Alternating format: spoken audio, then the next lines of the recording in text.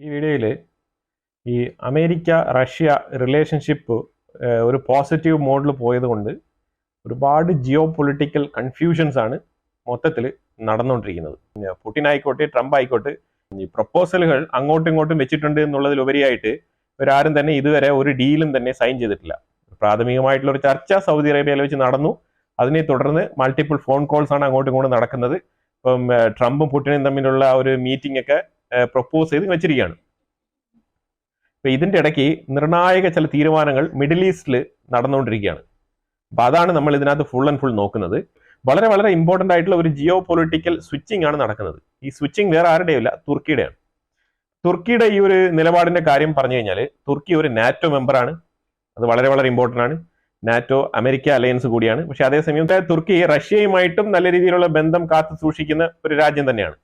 Tayeb Erdogan ആയാലും ഈ റഷ്യയുമായിട്ട് അത്ര ഡീപ്പ് റൂട്ടിലുള്ള ഒരു റിലേഷൻഷിപ്പ് ഒന്നുമല്ല. പക്ഷെ എന്നാലും റഷ്യയെ വെറുപ്പിക്കാത്ത ഒരു നിലപാടാണ് തയ്യബ് എർദോഗന്റെയും ഇതുവരെ ഉള്ളത്. UK പ്രൈം മിനിസ്റ്റർ സ്റ്റാർമറിന്റെ നേതൃത്വത്തിൽ ഉക്രൈനെ സപ്പോർട്ട് ചെയ്തുകൊണ്ട് ലണ്ടനിൽ വെച്ചിട്ട് ഒരു യൂറോപ്യൻ യൂണിയൻ നാറ്റോ സബ്മിറ്റ് വിളിച്ച സമയത്ത് തുർക്കിയെ വിളിച്ചിട്ടുണ്ടായിരുന്നു. കാര്യം വേറെ ഒന്നുമില്ല, വിളിക്കാനുള്ള റൈറ്റ്സ് ഉണ്ട്. കാര്യം നാറ്റോയിലെ രണ്ടാമത്തെ ലാർജസ്റ്റ് ആർമി എന്ന് വേണമെങ്കിൽ പറയാം തുർക്കി. അപ്പൊ അതുകൊണ്ട് തന്നെ നാറ്റോയിലെ മെമ്പറുമാണ്. അപ്പൊ അതുകൊണ്ടൊക്കെ തന്നെയാണ് വിളിച്ചത്. അപ്പൊ തയ്യബ് എർദോഗൻ നേരെ പോയി പങ്കെടുത്തത് മാത്രമല്ല, പുള്ളി പറഞ്ഞ സ്റ്റേറ്റ്മെന്റ് വളരെ ഇമ്പോർട്ടന്റ് ആയിട്ട് ശ്രദ്ധിക്കേണ്ട സ്റ്റേറ്റ്മെന്റ് ആണ്. തയ്യബ് എർദോഗൻ പറഞ്ഞത് റഷ്യക്കെതിരെയാണ് പറഞ്ഞത്. റഷ്യക്കെതിരെ ആദ്യമായിട്ടാണ് തുർക്കി ഇങ്ങനെ ഒരു ഓപ്പൺ സ്റ്റേറ്റ്മെന്റ് പറയുന്നത്, അതും ഇത്രയും രാജ്യങ്ങളുടെ ഒരു കൂട്ടായ്മയിൽ വെച്ചിട്ട്. റഷ്യയുടെ ഈ ഒരു ഉക്രൈനിലേക്കുള്ള കടന്നുകയറ്റം അത് പൂർണ്ണമായിട്ടും ഒഴിവാക്കണം, ആ സ്ഥലങ്ങളൊക്കെ വിട്ടുകൊടുത്ത് പിന്മാറണം എന്നാണ് തുർക്കിയിലെ തയ്യബ് എർദോഗൻ പറഞ്ഞത്. അതിലുപരിയായിട്ട് ഒരു വിഷയം കൂടെ കൂട്ടിച്ചേർത്തു. മറ്റാരും ആവശ്യപ്പെടാത്ത രീതിയിൽ ഒരു അഡ്വാൻസ് ആയിട്ട് ഒരു കാര്യം കൂടെ ആവശ്യപ്പെട്ടത് ക്രീമിയ ഉൾപ്പെടെ എന്നാണ് പറഞ്ഞത്. അതായത് 2014 കയറി പിടിച്ച ക്രീമിയ ഉൾപ്പെടെ വിട്ടുകൊടുക്കണം എന്നാണ് പറഞ്ഞത്.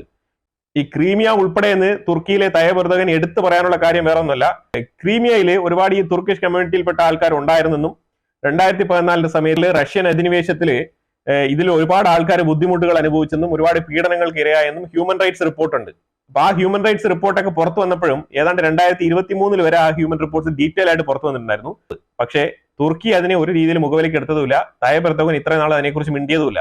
ഇപ്പോഴും ആ ഒരു ഹ്യൂമൻ റൈറ്റ്സ് വയലേഷനെ കുറിച്ചല്ല പറഞ്ഞിരിക്കുന്നത്, നേരെ മറിച്ചിട്ട് ക്രീമിയയിൽ നിന്നും റഷ്യ പുറത്തു പോകണം എന്നാണ് പറഞ്ഞിരിക്കുന്നത്. ശരിക്കും ഡയറക്റ്റ് ആയിട്ട് റഷ്യയെ എതിർത്തുകൊണ്ടുള്ള സ്റ്റേറ്റ്മെന്റ് ആണ് തയ്യബ് എർദോഗൻ പറഞ്ഞിരിക്കുന്നത്. ഇത് അവിടെ കൂടിയിരുന്ന യൂറോപ്യൻ യൂണിയനിൽപ്പെട്ട നാറ്റോ രാജ്യങ്ങളിൽപ്പെട്ട ഒരു ലീഡേഴ്സും ആവശ്യപ്പെടാത്ത രീതിയിലുള്ള പവർഫുൾ സ്റ്റേറ്റ്മെന്റ് ആയിട്ടാണ് തയ്യബ് എർദോഗൻ ഈ ഒരു സ്റ്റേറ്റ്മെന്റ് പറഞ്ഞു വെച്ചത്. ഇപ്പൊ വ്യക്തമായല്ലോ കാര്യം. റഷ്യയെ എതിർചേരിയിൽ ആക്കി നിർത്താനാണ് തയ്യബ് എർദോഗൻ തീരുമാനിച്ചിരിക്കുന്നത്. ഓക്കെ, ഇതിന് തയ്യബ് എർദോഗനെ പ്രേരിപ്പിച്ച രണ്ട് കാര്യങ്ങളാണ്. റഷ്യൻ പ്രസിഡന്റ് വ്ളാഡിമിർ പുടിൻ അമേരിക്കയുമായിട്ട് ഒരു പോസിറ്റീവ് റിലേഷൻഷിപ്പ് കാണിക്കുന്നതും അതിനോടൊരു പോസിറ്റീവ് അപ്രോച്ച് കാണിക്കുന്നതും തന്നെയാണ് ഇതിന്റെ നമ്പർ 1 കാരണം. രണ്ടാമത്തെ കാരണം സിറിയയാണ്. ഈ സിറിയയിൽ ഇത്രയും നാളും അസാദ് രജീമിനെ സപ്പോർട്ട് ചെയ്തുകൊണ്ട് ഇരുന്ന ഈ ഒരു റഷ്യയുടെ ഒരു ബേസ് ഒക്കെ അവിടെ ഉണ്ടായിരുന്നു ഉള്ളിൽ, സിറിയക്കുള്ളിൽ. അത് അവിടെ നിന്ന് എടുത്തുകൊണ്ട് പോകേണ്ടി വന്നു റഷ്യക്ക്. അതിന്റെ കാരണം തുർക്കി തന്നെയാണ്. കാരണം തുർക്കി ബാക്കപ്പ് ചെയ്യുന്ന സംഘടനകളാണ് ഈ സിറിയയിൽ മൊത്തം ഉള്ളത്. അപ്പൊ ഇതുപോലത്തെ രണ്ട് കാര്യങ്ങളാണ്. ഇനി തുർക്കിയെ ഡയറക്റ്റ് ആയിട്ട് റഷ്യക്ക് എതിർത്ത് നിർത്താൻ പറ്റുമോ എന്ന് ചോദിച്ചു കഴിഞ്ഞാൽ അതൊരു ചോദ്യചിഹ്നമാണ്. കാര്യം വേറെ ഒന്നുമില്ല, ഈ തുർക്കി എന്ന് പറഞ്ഞ രാജ്യം ലൊക്കേറ്റ് ചെയ്തിരിക്കുന്ന ആ ലൊക്കേഷൻ തന്നെയാണ് അതിന്റെ ഏറ്റവും വലിയ പ്രശ്നം. കാരണം വേറെ ഒന്നുമില്ല, റഷ്യക്ക് 2 എക്സിറ്റുകളാണ് ഉള്ളത്. അത് 2 കടൽ വഴി മാർഗങ്ങളാണ് ഇവർക്ക് എക്സ്പോർട്ട് നടത്താനുള്ളത്. ഒന്ന് വ്ളാഡിവോസ്റ്റോക്ക്, അത് കുറച്ച് കറങ്ങി ലോങ് റൂട്ടിൽ വരുന്ന കാര്യമാണ്. പക്ഷെ ഇപ്പുറത്ത് യൂറോപ്പിലോട്ട് വരാൻ വേണ്ടിയിട്ട് വളരെ ക്ലോസ് ആയിട്ടുള്ള ഒരു വഴി എന്ന് പറഞ്ഞു കഴിഞ്ഞാൽ അത് ഒന്ന് ബ്ലാക്ക് സീ, പിന്നെ ഒന്ന് കാസ്പിയൻ സീ. ഈ 2 വഴികളും തന്നെ തുർക്കിയെ മറികടക്കാതെ ഒന്നും ചെയ്യാൻ കഴിയില്ല എന്നുള്ളതാണ്. വേണമെങ്കിൽ അങ്ങോട്ട് കുറച്ച് റൊമാനിയ ഭാഗത്തോട്ട് കയറി യൂറോപ്പിലോട്ട് പോവാം, ഒരു ലാൻഡ് റൂട്ട് അങ്ങനെ പോവാം. പക്ഷേ സീ റൂട്ട് നമ്മൾ നോക്കിക്കഴിഞ്ഞാൽ തീർച്ചയായിട്ടും ഇസ്താൻബുൾ കടന്ന് മാത്രമേ ഈ ഒരു യൂറോപ്യൻ മേഖലയിലോട്ട് ഇറ്റാലി ഭാഗത്തോട്ട് കയറി പോകാൻ പറ്റുള്ളൂ. സുയസ് കനാലൊക്കെ ടച്ച് ചെയ്ത് റെഡ് സീയിലൂടെ പാസ് ചെയ്ത് വരണം എന്നുണ്ടെങ്കിലും ഈ ഒരു തുർക്കിയെ മറികടന്ന് മാത്രമേ വരാൻ പറ്റുള്ളൂ. അപ്പൊ അതുകൊണ്ട് റഷ്യക്ക് അത്ര എളുപ്പത്തിൽ തുർക്കിയെ നേരിട്ട് എതിർത്ത് ഒരു സ്റ്റേറ്റ്മെന്റ് എന്തെങ്കിലും പറഞ്ഞുകൊണ്ട് മുന്നോട്ട് പോകാൻ കഴിയില്ല. പക്ഷെ നേരെ മറിച്ച് എർദോഗന് പറയാൻ സാധിക്കും. അതുകൊണ്ട് തന്നെയാണ് എർദോഗൻ പറഞ്ഞു തന്നെ കാണിച്ചിരിക്കുന്നത്. ഇതേ എർദോഗൻ പതിയെ നുഴഞ്ഞു കയറി റഷ്യയുടെ കൂട്ടും പിടിച്ച് ബ്രിക്സിലേക്ക് കയറാൻ വേണ്ടി വന്നിട്ടുണ്ടായിരുന്നു. അപ്പൊ ഇന്ത്യയാണ് ശരിക്കും പറഞ്ഞാൽ സ്ട്രോങ് ആയിട്ടുള്ള ഒരു ഡിസിഷൻ എടുത്തത്. തുർക്കിക്ക് ഇപ്പൊ ഒരു എസ് ഇല്ല ബ്രിക്സിൽ ചേരാൻ എന്ന് തീരുമാനം എടുത്തത് ഇന്ത്യയാണ്. ഇന്ത്യയുടെ വളരെ സ്റ്റേൺ ആയിട്ടുള്ള ഒരു പൊസിഷൻ ആയിരുന്നു തുർക്കിയെ ഇപ്പം ബ്രിക്സിലേക്ക് കയറ്റുന്നില്ല എന്നുള്ളത്. തുർക്കി മാത്രമല്ല, അതിൽ കൂടുതൽ രാജ്യങ്ങൾ ഉണ്ടായിരുന്നു ഇന്ത്യ തഴഞ്ഞത്. അതിൽ നമ്പർ 1 തുർക്കി തന്നെയായിരുന്നു. ഇന്ത്യ ഒരു എസ് പറഞ്ഞിരുന്നുണ്ടെങ്കിൽ തുർക്കി ബ്രിക്സിലും കൂടെ ജോയിൻ ചെയ്തേനെ. ഇന്ത്യക്ക് വളരെ കൃത്യമായിട്ടുള്ള ദീർഘവീക്ഷണമുണ്ട് ആരെ എവിടെ കൊണ്ട് വെക്കണം എന്നുള്ളത്. കാര്യം കുറച്ച് നമുക്ക് എക്സ്പീരിയൻസ് വേണം. അല്ലാന്നുണ്ടെങ്കിൽ ഈ തുർക്കിയൊക്കെ എടുത്ത് ബ്രിക്സിലേക്ക് വെച്ച് കഴിഞ്ഞാൽ നമുക്ക് എല്ലാ കാലത്തും തലവേദന തന്നെയായിരിക്കും. കാരണം ഈ ഒരു ജസ്റ്റ് ഒരു ഇങ്ങനെ ഒരു മൊമെന്റ് മതി. അത് അങ്ങനെ ഒരു മൊമെന്റ് മാത്രമല്ല, ഏതെങ്കിലും മതപരമായ ചില ചിന്താഗതികൾ മാത്രം മതി ഈ തായ്യബ് എർദോഗനെ പോലത്തുള്ള ആൾക്കാരൊക്കെ എത്ര വലിയ ജിയോ പൊളിറ്റിക്കൽ സ്റ്റാൻഡിൽ നിന്നും പിന്മാറിപ്പോവാൻ. എത്ര വലിയ വാഗ്ദാനവും മതത്തിന്റെ പേരിൽ എടുത്തു കളയാൻ ഒരു മടിയും കാണിക്കാത്ത ഒരു വ്യക്തിയാണ് തായ്യബ് എർദോഗൻ. ഇതുവരെ അങ്ങനെ തന്നെയാണ്, ഇനിയും ആൾ അങ്ങനെ തന്നെ ആയിരിക്കും. ഇനിയിപ്പോ ഞാൻ കാണിക്കുന്ന ഒരു മാപ്പ് നോക്കിക്കോ. ഈ HTS എന്ന് പറഞ്ഞ സംഘടന എത്രമാത്രം സ്ട്രോങ് ആണെന്നുള്ളത് സിറിയയ്ക്കുള്ളിൽ ഒന്ന് നോക്കാം. സിറിയയിൽ ഏതാണ്ട് 14 വർഷത്തോളം അവിടെ സിവിൽ വാർ നടന്ന് അവിടെ HTS എന്ന് പറഞ്ഞൊരു സംഘടനയാണ് ശരിക്കും ഈ ഒരു അസാദ് റെജീമിനെ താഴെ ഇറക്കിയിട്ട് അവരാണ് പൊസിഷൻ ഇപ്പം ആ രാജ്യം ഭരിച്ചുകൊണ്ടിരിക്കുന്നത്. അപ്പൊ ഇതിനകത്ത് ഇപ്പൊ സിറിയയിൽ ഏറ്റവും കൂടുതൽ ഈ HTS തന്നെയാണോ എന്ന് നോക്കിക്കഴിഞ്ഞാൽ ഇല്ല. അവിടെ പ്രധാനപ്പെട്ട മൂന്ന് തീവ്രവാദ സംഘടനകളുണ്ട്. അതിന്റെ പേര് ഞാൻ പറയും. HTS ഉണ്ട്, അതുപോലെ SDF സിറിയൻ ഡെമോക്രാറ്റിക് ഫ്രണ്ട് എന്ന് പറയും, അതുപോലെ SNA സിറിയൻ നാഷണൽ ആർമി എന്ന് പറയും.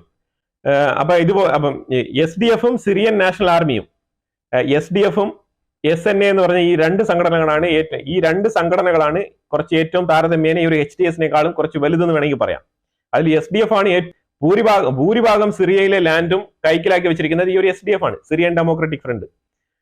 ഈ HTS ചെയ്ത സംഭവം എന്ന് പറഞ്ഞാൽ HTS കൃത്യമായിട്ട് ഈ ഒരു അസാദ് റെജീം ഇരുന്ന അത്രയും സ്ഥലങ്ങൾ കൃത്യമായിട്ട് അവർ കയ്യേറി പിടിക്കുകയാണ് ചെയ്തത്. അതാണ് ഈ ഒരു തലസ്ഥാനം ഉൾപ്പെടെ ഡമസ്കസ് ഉൾപ്പെടെയുള്ള ഈ അസാദ് റെജീം ഭരിച്ചുകൊണ്ടിരുന്ന നാടിന്റെ ഭരണസിരാ കേന്ദ്രം എന്ന് പറയപ്പെടുന്ന സ്ഥലങ്ങളെല്ലാം തന്നെയും HTS-ന്റെ കീഴിൽ വന്നത്. അതുകൊണ്ടാണ് HTS ഭരിക്കുന്ന ഒരു സിറിയയായിട്ട് അത് മാറിയത്. ഇനിയിപ്പം ഇവർ HTS ഈ ഒരു ആക്രമണം നടത്തുന്നതിന് മുമ്പ് തന്നെ ഈ ഒരു SDF-ഉമായിട്ടും ഈ ഒരു SNA-യുമായിട്ടൊക്കെ ടൈപ്പ് വെച്ചിട്ടുണ്ടായിരുന്നു. അവർ സംസാരിച്ച് ഒരു ഒതുക്കി തീർത്തിട്ടുണ്ടായിരുന്നു. അതുകൊണ്ട് ഇവര് ആ സ്ഥലങ്ങളൊന്നും കയറി അറ്റാക്ക് ചെയ്യാൻ പോയില്ല. ഇവർ വളരെ വളരെ സ്ട്രെയിറ്റ് ഫോർവേഡ് ആയിട്ട് ആ ഒരു അസാദിനെ തന്നെയാണ് ടാർഗറ്റ് ചെയ്ത് പോയത്. അതുകൊണ്ടാണ് ഇത്ര എളുപ്പത്തിൽ ഈ ഒരു സിറിയ ഡമസ്കസിൽ എത്തി ഈ ഒരു തലസ്ഥാനം കൈയടക്കാൻ പറ്റിയത് തന്നെ. ഇപ്പൊ മനസ്സിലായല്ലോ. ഇനിയിപ്പോ നമ്മൾ നോക്കിക്കഴിഞ്ഞാല് ഏതാണ്ട് സിറിയയിലെ 5-1 ഭാഗം, എന്തിന് 5-1 ഭാഗം, 6-1 ഭാഗം, ജസ്റ്റ് 6-1 ഭാഗം മാത്രമാണ് ഈ ഒരു HTS-ന്റെ കയ്യിലുള്ളത്. പിന്നെ ഇത് മൂന്നും തന്നെ ഈ ഒരു HTS ആയിക്കോട്ടെ, ഈ സിറിയൻ ഡെമോക്രാറ്റിക് ഫ്രണ്ട് ആയിക്കോട്ടെ, അതേപോലെ സിറിയൻ നാഷണൽ ആർമി ആയിക്കോട്ടെ, ഇത് മൂന്നിനെയും തന്നെയും ബാക്ക് ചെയ്യുന്നത് തുർക്കിയാണ്. തായ്യബ് എർദോഗനാണ് ഇത് മൂന്നിന്റെയും പുറകിൽ നിന്ന് ചരട് വലിക്കുന്നത്. അപ്പൊ ഇതുകൊണ്ട് സംഭവിച്ചത് എന്താണ്? റഷ്യക്ക് സംഭവിച്ച നഷ്ടം എന്ന് പറഞ്ഞാൽ റഷ്യ വളരെ വ്യക്തമായിട്ട് തന്നെ അവിടുത്തെ ബേസ്, റഷ്യക്ക് 2 ബേസ് ഉണ്ടായിരുന്നു, ഒരു എയർ ബേസും ഒരു നേവൽ ബേസും ഉണ്ടായിരുന്നു സിറിയയ്ക്കുള്ളിൽ. ടാർട്ടസ് എന്ന് പറഞ്ഞ ഒരു നേവൽ ബേസ് ഉണ്ടായിരുന്നു, കെമീം എന്ന് പറഞ്ഞ ഒരു എയർ ബേസും കൂടെ ഉണ്ടായിരുന്നു. ഈ 2 ബേസും ഇപ്പൊ പ്രവർത്തിക്കുന്നില്ല. അവിടെ നിന്ന് ഒരുപാട് സാധനങ്ങളൊക്കെ അവർ പലതും എയർ ലിഫ്റ്റ് ചെയ്തു, പലതും ആഫ്രിക്കയിലോട്ട് ഷിഫ്റ്റ് ചെയ്ത് മാറ്റി. അതുപോലെ തന്നെ പല സാധനങ്ങളും കൊണ്ടുപോകാൻ വർത്തില്ല എന്ന് പറഞ്ഞ സാധനങ്ങളും എക്സ്പെൻസസ് ഒക്കെ ഒരുപാടാകുന്ന സാധനങ്ങളൊക്കെ അവിടെ തന്നെ നശിപ്പിക്കുകയും ചെയ്തു. എന്നിട്ട് ആ 2 ബേസും തന്നെ കാലിയാക്കി റഷ്യ മടങ്ങിപ്പോവുകയാണ് ചെയ്തത്. ഇത് റഷ്യക്കുള്ളിൽ നല്ല രീതിയിലുള്ള ഒരു പെയിൻഫുൾ ആയിട്ടുള്ള ഒരു ഇൻസിഡന്റ് ആയിട്ട് തന്നെയാണ് റഷ്യ കരുതിയിരുന്നത്. വേറെ ഒന്നും കൊണ്ടല്ല, മിഡിൽ ഈസ്റ്റിൽ ഇപ്പൊ തൽക്കാലം റഷ്യക്ക് ആ രീതിയിലുള്ള ഡോമിനേഷൻ ഇല്ല. മിഡിൽ ഈസ്റ്റിൽ ഏറ്റവും സ്ട്രെങ്തൻ ചെയ്യുന്ന ഒരു ബേസ് ആയിരുന്നു ഈ സിറിയക്കുള്ളിൽ ഉണ്ടായിരുന്നത്. ഇപ്പൊ US-ന് അവിടെ ബേസ് ഉണ്ട്, പക്ഷെ റഷ്യക്കില്ല. അപ്പൊ ഈ രീതിയിലുള്ള കാര്യങ്ങളൊക്കെ പുടിന്റെ മനസ്സിൽ കിടപ്പുണ്ട് എന്നുള്ളത് വസ്തുതാപരമായിട്ടുള്ള കാര്യമാണ്. ഇതിലുപരിയായിട്ട് ഇനി പറയാൻ പോകുന്ന കാര്യങ്ങളൊന്നും നിങ്ങൾ ശ്രദ്ധിച്ചോ. ഇപ്പൊ അമേരിക്കയും റഷ്യയും തമ്മിൽ ഒരു പോസിറ്റീവ് റിലേഷൻഷിപ്പ് വന്നതുകൊണ്ട് തന്നെ ഇപ്പൊ ശരിക്കും പറഞ്ഞാൽ റഷ്യയും ഇസ്രായേലും തമ്മിൽ ഒരു കൂട്ടുകെട്ട് തുടങ്ങിയിരിക്കുകയാണ്. ഈ കൂട്ടുകെട്ട് വരാനുള്ള പ്രധാനപ്പെട്ട കാരണം വേറെ ഒന്നുമില്ല, ഇസ്രായേലിനും അവിടെ റഷ്യൻ ബേസ് സിറിയക്കുള്ളിൽ വരണം എന്നുള്ള താല്പര്യമുണ്ട്. കാരണം വേറെ ഒന്നുമില്ല, ലെബനാന്റെ ഭാഗത്തു നിന്നും സീസ് ഫയർ പൂർത്തിയാക്കി ഇസ്രായേലിന്റെ ഭടന്മാരെ പിൻവലിച്ച് അവർ പോവുകയും ചെയ്തു. 5 സ്ഥലങ്ങളിലാണ് check point, 5 military check point ആണ് വെച്ചിരിക്കുന്നത്. ബാക്കിയുള്ള കാര്യങ്ങളെല്ലാം തന്നെയും ബാക്കിയുള്ള സ്ഥലത്തു നിന്നെല്ലാം IDF പിൻവലിഞ്ഞു. ബാക്കിയുള്ള സ്ഥലങ്ങളിൽ നിന്നെല്ലാം IDF വിഡ്രോ ചെയ്തു. ഇപ്പോഴും ഹെർമോൺ മൗണ്ടിൽ ഒരു ചെക്ക് പോയിന്റ് ഉണ്ട്. അതിൽ നിന്നും നോക്കിയാൽ എല്ലാം കാണാൻ കഴിയും എന്നുള്ളതാണ്. അപ്പൊ അങ്ങനെ വിലയിരുത്തി വരുന്ന സമയം, അങ്ങനെ ഇതെല്ലാം കണ്ട് മോണിറ്റർ ചെയ്തുകൊണ്ടിരിക്കുന്ന സമയത്ത് ഇസ്രായേൽ അവരുടെ ട്രൂപ്പിനെ പിൻവലിക്കുന്നതിന് മുമ്പ് വളരെ തുച്ഛമായ തോതിലുള്ള വാഹനങ്ങളും ട്രക്കുകളും മാത്രമേ സിറിയയിൽ നിന്ന് ലെബനാനിലോട്ടും ലെബനാനിൽ നിന്ന് സിറിയയിലോട്ടും പോയി വന്നിരുന്നത്. പക്ഷെ ഇപ്പം ഏതാണ്ട് 200% അതിലധികമായിട്ട് ഈ ഒരു വാഹനങ്ങളുടെ പോക്കുവരവ് തുടങ്ങിയിട്ടുണ്ടെന്നുള്ളതാണ് അവര് കൃത്യമായിട്ട് ഈ ഒരു ഹെർമോൺ മൗണ്ടിൽ നിന്ന് വാച്ച് ചെയ്ത് മനസ്സിലാക്കിയ കാര്യങ്ങളാണ് ഈ റിപ്പോർട്ടിൽ പുറത്തു വരുന്നത്. അപ്പൊ ഇത് സംഭവിക്കുന്ന എന്താണെന്ന് പറഞ്ഞാല് ഇസ്രായേലിന്റെ കണ്ടെത്തൽ എന്ന് പറഞ്ഞാൽ, അപ്പൊ ഇസ്രായേൽ ഇതിന്റെ പുറകിൽ കൃത്യമായിട്ട് ലാസ്റ്റ് 1 വീക്ക് കൊണ്ട് ഇതിനെ വിലയിരുത്തിക്കൊണ്ടിരിക്കുകയാണ്. അങ്ങനെ വിലയിരുത്തിക്കൊണ്ടിരിക്കുമ്പോൾ ഉണ്ടാകുന്ന ഒരു മാറ്റം എന്ന് പറഞ്ഞാല് SDF, SNA, HTS ഇവരെ പിന്തുണയ്ക്കുന്ന തുർക്കി, ഇറാൻ, ലെബനാൻ, ഈ ഇത്രയും ആൾക്കാരും നല്ല രീതിയിൽ കോർഡിനേഷനിൽ വന്നിട്ടുണ്ട് എന്നുള്ള ഒരു വാർത്തയാണ് പുറത്തു വരുന്നത്. ഇവരത്ര കോർഡിനേറ്റിൽ വരിക എന്ന് പറഞ്ഞു കഴിഞ്ഞാൽ അത്ര എളുപ്പത്തിലുള്ള കാര്യമല്ല. അത് വളരെ ഡേഞ്ചർ ആണ്. ഇസ്രായേലിൽ ഒരു ത്രെട്ട് ആയിട്ടാണ് ഇസ്രായേൽ കാണുന്നത്. ലെബനാന്റെ ഉള്ളിലേക്ക് ഇറാന്റെ ഇൻഫ്ലുവൻസ് വീണ്ടും, ഹിസ്ബുള്ളയ്ക്ക് വീണ്ടും ഇറാന്റെ സപ്പോർട്ട് കിട്ടി തുടങ്ങി എന്നുള്ള ഇസ്രായേൽ ഉറപ്പിച്ച് പറയുന്നത്. അവർ കൃത്യമായിട്ട് ഇന്റലിജൻസ് റിപ്പോർട്ടിന്റെ ബേസിസിലാണ് പറയുന്നത് ഇസ്രായേൽ ഈ ഒരു കാര്യം. അപ്പൊ അതുകൊണ്ട് തന്നെ ഇസ്രായേൽ റഷ്യയെ പിന്തുണയ്ക്കുകയാണ്. അമേരിക്കയ്ക്ക് റഷ്യയുടെ ബേസ് സിറിയയിൽ കൊണ്ട് വെക്കണം എന്ന് യാതൊരു താല്പര്യമില്ല. കാരണം മിഡിൽ ഈസ്റ്റിൽ എങ്ങും റഷ്യയുടെ ഒരു ഇൻഫ്ലുവൻസ് ഇപ്പൊ ഇല്ല എന്നുള്ളതാണ്. അപ്പൊ അതുകൊണ്ട് തന്നെ അമേരിക്ക അതിനെ ഒരു പോസിറ്റീവ് പോയിന്റ് ആയിട്ടാണ് എടുക്കുന്നത്. വീണ്ടും റഷ്യയെ സിറിയൻ ബേസിലേക്ക് കൊണ്ടുവരാൻ ആഗ്രഹിക്കുന്നത് ഇസ്രായേലാണ്, അല്ലാതെ അമേരിക്കയല്ല. അതിന് ഇസ്രായേൽ നല്ല രീതിയിലുള്ള പ്രഷർ അമേരിക്കയ്ക്ക് കൊടുത്തിട്ട് അമേരിക്കയിൽ എന്താണ് പറയുന്നത് പറഞ്ഞാൽ, HTSന്റെ ഭരണം വന്നതിന് ശേഷം സാങ്ഷൻസ് ഒന്നും ഇതുവരെ എടുത്ത് മാറ്റിയിട്ടൊന്നുമില്ല. അമേരിക്ക പൂർണ്ണമായിട്ട് എടുത്ത് മാറ്റിയിട്ടില്ല. അപ്പൊ ആ ഒരു സാങ്ഷൻസ് എടുത്ത് മാറ്റരുത്. ആ സാങ്ഷൻസിനെ വെച്ച് പ്രഷർ ചെയ്യണം. HTSനെ പ്രഷർ ചെയ്ത് റഷ്യൻ മിലിറ്ററി ബേസ് തിരിച്ച് സിറിയയിലേക്ക് ഉള്ളിൽ കൊണ്ടുവരാനുള്ള എല്ലാ ശ്രമങ്ങളും നടത്തണം എന്നാണ് ഇസ്രായേൽ അമേരിക്കയെ പ്രഷർ ചെയ്തുകൊണ്ടിരിക്കുന്നത്. ഇതെന്തുകൊണ്ടാണെന്ന് പറഞ്ഞാൽ തുർക്കിയുടെ ഒരു പ്രസൻസ് അവിടെ കുറയ്ക്കാനും തുർക്കിയുടെ ഒരു ഇൻഫ്ലുവൻസ് അവിടെ കുറയ്ക്കാനും ഈ ഒരു ഇറാനിൽ നിന്നും നടത്തുന്ന ഒരു ആയുധക്കടത്ത് തടയാൻ വേണ്ടിയിട്ടാണ് ഇസ്രായേൽ ഈ രീതിയിൽ ഒരു പ്ലാൻ ചെയ്യുന്നത്. ഇനിയിപ്പോ ഇസ്രായേലും റഷ്യയും തമ്മിൽ ബന്ധം എങ്ങനെയാണ്? ഇസ്രായേലും റഷ്യയും തമ്മിൽ അത്ര ഊഷ്മളമായ ബന്ധമില്ല, പക്ഷെ ചില ഒഫീഷ്യൽ ബന്ധങ്ങളുണ്ട്. ബന്ധങ്ങൾ എന്താന്ന് പറഞ്ഞാൽ വളരെ പെർഫെക്റ്റ് ആയിട്ടുള്ള ഒരു ബന്ധമാണ് ഈ റിലേഷൻഷിപ്പ് എന്ന് പറഞ്ഞാൽ. F-35 ഉപയോഗിച്ചാണ് സിറിയക്കുള്ളിലെ പല മേഖലകളിലും ഇസ്രായേൽ ആക്രമണം നടത്തിയത്. പക്ഷെ ആ ആക്രമണം നടത്തിയ സമയത്ത് റഷ്യയുടെ S-400 അവിടെ ഉണ്ട്. സിറിയക്കുള്ളിൽ റഷ്യക്ക് ബേസ് ഉണ്ട്. ആ ബേസ് നിലനിൽക്കെ തന്നെയാണ് ഇസ്രായേൽ അവിടെയൊക്കെ കയറി അടിച്ചത്. ഇത് എങ്ങനെ സാധിച്ചു?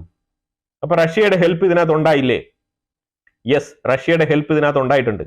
റഷ്യയുടെ സഹായം ഉണ്ടായത് എങ്ങനെയാണെന്ന് പറഞ്ഞാൽ, ഓരോ അറ്റാക്കിന് പോകുന്നതിന് മുമ്പും റഷ്യയെ മുൻകൂട്ടി അറിയിച്ചിരുന്നു. ഇസ്രായേൽ അറിയിച്ചിരുന്നു, ഞങ്ങൾ ഇത്ര മണി മുതൽ ഇത്ര മണി വരെ ഇന്ന മേഖലയിൽ ആക്രമണം നടത്താൻ പോവുകയാണെന്ന് റഷ്യയെ മുൻകൂട്ടി അറിയിച്ചിട്ട് ഈ S-400ന്റെ റേഞ്ച് കുറയ്ക്കുകയോ അതിനെ ഷട്ട് ഡൗൺ ചെയ്യുകയോ ചെയ്തിട്ടാണ് ഇസ്രായേൽ പോയി ആക്രമണം നടത്തിയതായിട്ടുള്ള വിവരങ്ങളാണ് പുറത്തു വന്നുകൊണ്ടിരിക്കുന്നത്. അപ്പൊ അഥവാ ഇവരുടെ റഷ്യയുടെയും ഈ ഒരു ഇസ്രായേലിന്റെയും റിലേഷൻഷിപ്പ് ഔട്ട് ഓഫ് ദ ബോക്സിൽ നല്ല ഡീപ്പ് റൂട്ടിൽ ഉണ്ടായിരുന്നു എന്നുള്ളതാണ് ഇത് നമുക്ക് മനസ്സിലാക്കി തരുന്നത്. കാര്യം ഇവിടെ വേറെ എവിടെയും F-35ഉം S-400ഉം ഇത്ര ക്ലോസ് റേഞ്ചിൽ ഉണ്ടായ ഒരു ആക്രമണം നടന്നിട്ടില്ല. അപ്പൊ അത് അവരുടെ ഒരു ഡിസിപ്ലിൻ മാനിച്ച് S-400ന്റെ റേഞ്ചിൽ F-35ന്റെ ആ ഒരു സ്റ്റെൽത്ത് സിസ്റ്റം പെടാതിരിക്കാനുള്ള എല്ലാ മാർഗങ്ങളും രണ്ടുപേരും പാലിച്ചിട്ടുണ്ടായിരുന്നു എന്നുള്ളതാണ് നമുക്ക് മനസ്സിലാക്കാൻ പറ്റുന്നത്. ഈ ഒരു ആക്രമണം ഈ സിറിയക്കുള്ളിൽ നടത്തുന്നതിന് മുമ്പായിട്ട് നെതന്യാഹു റഷ്യയിൽ ചെന്ന് വ്ളാഡിമിർ പുടിനെ കണ്ട് സംസാരിച്ചിട്ടാണ് ഈ ഒരു ആക്രമണം നടത്തിയത് എന്നുള്ള വിവരമാണ് പുറത്തു വരുന്നത്. അപ്പൊ ഇപ്പൊ മനസ്സിലായല്ലോ റഷ്യ എങ്ങനെയാണ് സിറിയക്കുള്ളിൽ വരാൻ പോകുന്നത്. സിറിയക്കുള്ളിൽ റഷ്യയെ വീണ്ടും കൊണ്ടുവരണം എന്നുള്ളത് ഇസ്രായേലിന്റെ താല്പര്യമാണ്. റഷ്യയുടെ ബേസ് സിറിയയിൽ നിന്ന് പോകണമെന്നോ അല്ലെങ്കിൽ സിറിയയിലോട്ട് തിരിച്ചു വരണമെന്നോ ഒരു രീതിയിലുള്ള റെസ്പോൺസും ഒരു രീതിയിലുള്ള പ്രസ്താവനകളും HTS ഇതുവരെ പുറപ്പെടുവിച്ചിട്ടില്ല. അതുകൊണ്ട് അതിന്റെ അർത്ഥം അവർ സൈലന്റ് ആയിട്ട് ഇരിക്കുകയാണ്. കാരണം അവർക്ക് ഈ ഒരു സാങ്ഷൻസ് ഒക്കെ ലിഫ്റ്റ് ചെയ്യേണ്ടത് വളരെ വളരെ ഇമ്പോർട്ടന്റ് ആണ്. തുർക്കിയെ കൊണ്ട് അവർക്ക് പല രീതിയിലുള്ള സപ്പോർട്ടൊക്കെ സാധ്യമാകും, അതെല്ലാം വസ്തുതാപരമായിട്ടുള്ള കാര്യമാണ്. പക്ഷെ അവർക്ക് ട്രേഡും ബാക്കിയുള്ള കാര്യങ്ങളൊക്കെ നടക്കണം എന്നുണ്ടെങ്കിൽ ഏറ്റവും കൂടുതൽ അമേരിക്കയുടെ സപ്പോർട്ട് വളരെ ഇമ്പോർട്ടന്റ് ആണ്. ഇതുവരെ ട്രംപിന്റെ ഭരണകൂടം ഈ ഒരു സപ്പോർട്ട് കൊടുക്കുമെന്നോ ഈ സാങ്ഷൻസ് പിൻവലിക്കുമെന്നോ ഇതുവരെ ഒന്നും പറഞ്ഞിട്ടില്ല. അപ്പൊ അതുകൊണ്ട് അവരൊരു സൈലന്റ് മോഡിലാണ് പോകുന്നത്. തീർച്ചയായിട്ടും അമേരിക്ക പറഞ്ഞു കഴിഞ്ഞാൽ തിരിച്ച് റഷ്യയുടെ ബേസ് സിറിയക്കുള്ളിൽ വരും. ഇത് ശരിക്കും പറഞ്ഞാൽ നല്ല രീതിയിലുള്ള ഒരു ജിയോ പൊളിറ്റിക്സ് മിഡിൽ ഈസ്റ്റിൽ മാറ്റിമറിക്കാനുള്ള സാധ്യത വളരെ കൂടുതലാണ്. തുർക്കി ഇപ്പൊ ലണ്ടൻ മീറ്റിംഗിൽ പോയിട്ട് റഷ്യക്കെതിരെ സംസാരിച്ചതിന്റെ ആ ഒരു ഫലം ഈ രീതിയിൽ റഷ്യ തിരിച്ചു കൊടുക്കാനാണ് വെയിറ്റ് ചെയ്തിരിക്കുന്നത്. തുർക്കിക്കും റഷ്യക്കും ഇടയിൽ ഉണ്ടായിരുന്ന ഒരു കോൾഡ് വാർ ഇപ്പൊ കുറച്ചങ്ങ് തലപൊക്കി പുറത്തു വന്നിരിക്കുകയാണ്. അപ്പൊ അതിന്റെ ഒരു പ്രസ്താവനയായിട്ടാണ് നമുക്ക് തയ്യബ് എർദോഗൻ ഈ ലണ്ടൻ മീറ്റിംഗിൽ വെച്ചിട്ട് റഷ്യക്കെതിരെ പറഞ്ഞതായിട്ട് മനസ്സിലാക്കാൻ പറ്റുന്നത്. ഇത്രയും നാളും റഷ്യ സിറിയക്കുള്ളിൽ ഉണ്ടായിട്ടും എന്തുകൊണ്ടാണ് റഷ്യക്ക് സ്വമേധയാ അവിടെ വരാൻ പറ്റാത്തത്, അവിടെ ഒരു ഇൻഫ്ലുവൻസ് ഇല്ലാതെ പോയതെന്ന് പറഞ്ഞു കഴിഞ്ഞാൽ റഷ്യ തികച്ചും ഓൺസൈഡ് ആയിരുന്നു. ഓൺസൈഡ് എന്ന് പറഞ്ഞാൽ അസാദ് റെജീമിനെ മാത്രം സപ്പോർട്ട് ചെയ്യും. ഏറ്റവും കൂടുതൽ അവിടെ നിന്ന് റഷ്യയിൽ നിന്നും 80% വീറ്റ് ഇറക്കുമതി ചെയ്ത് സിറിയക്ക് കൊടുക്കുന്നത് റഷ്യ തന്നെയാണ്. ഇപ്പോഴും റഷ്യയിൽ തന്നെയാണ് പോകുന്നത്. പക്ഷെ അന്ന് അസാദ് റെജീമിൽപ്പെട്ട ആൾക്കാർക്ക് മാത്രമേ ഈ ഒരു സഹായം ഈ ഒരു ഹെൽപ്പ് ഒക്കെ കിട്ടിയിട്ടുണ്ടായിരുന്നുള്ളൂ എന്നാണ് പൊതുവിലുള്ള വിലയിരുത്തൽ. അതുകൊണ്ട് എന്താണ് സംഭവിക്കുന്നത് പറഞ്ഞാൽ മറ്റുള്ള മാർഗങ്ങളിൽ അഥവാ വേൾഡ് ഹെൽത്ത് ഓർഗനൈസേഷൻ അതേപോലത്തെ പല മറ്റുള്ള UN-ഉമായിട്ട് ബന്ധപ്പെട്ട ഓർഗനൈസേഷനിൽ നിന്നെല്ലാം കിട്ടിയ സഹായങ്ങളാണ് മറ്റുള്ള ആൾക്കാർക്കൊക്കെ കിട്ടിയത്. അപ്പൊ അത് കിട്ടിയത് അമേരിക്ക ത്രൂ ആണ്. അപ്പൊ അതുകൊണ്ട് തന്നെ ഏറ്റവും കൂടുതൽ ആൾക്കാർ അവിടെ അമേരിക്കയെ സപ്പോർട്ട് ചെയ്യുന്ന രീതിയിൽ റഷ്യയെ അവിടെ കാണുന്നില്ല എന്നുള്ളതാണ്. ശരിക്കും പറഞ്ഞാൽ സിറിയക്ക് ഉള്ളില് റഷ്യയുടെ ഇൻഫ്ലുവൻസ് നിലവിൽ ഇച്ചിരി കുറവാണ്. അതുകൊണ്ട് തന്നെയാണ് ഇസ്രായേൽ ത്രൂ അമേരിക്കയുടെ ഇൻഫ്ലുവൻസ് ഇവിടെ വളരെ വളരെ ഇമ്പോർട്ടന്റും നിർണായകമായി തീരുന്നത് റഷ്യക്ക്. അപ്പൊ എന്തായാലും ജിയോ പൊളിറ്റിക്സ് ഓരോ ടൈമിൽ ഇങ്ങനെ മാറി മാറി വരികയാണ്. അത് മാറി വരുന്നതനുസരിച്ചാണ് നമ്മളും വാർത്തകൾ അവതരിപ്പിക്കുന്നത്. അപ്പൊ എന്തായാലും ഇതിനെക്കുറിച്ചുള്ള അഭിപ്രായങ്ങൾ കമന്റ് ബോക്സിൽ രേഖപ്പെടുത്തുക. വീഡിയോ ഇഷ്ടപ്പെട്ടു കഴിഞ്ഞാൽ ലൈക്ക് ചെയ്യുക, ഷെയർ ചെയ്യുക. അതുപോലെ തന്നെ നിങ്ങൾ ആദ്യമായിട്ടാണ് ചാനൽ കാണുന്നുണ്ടെങ്കിൽ മറക്കാതെ സബ്സ്ക്രൈബ് ചെയ്യുക. വീണ്ടും അടുത്തൊരു വിഷയമായിട്ട് വരാം. Thank you so much.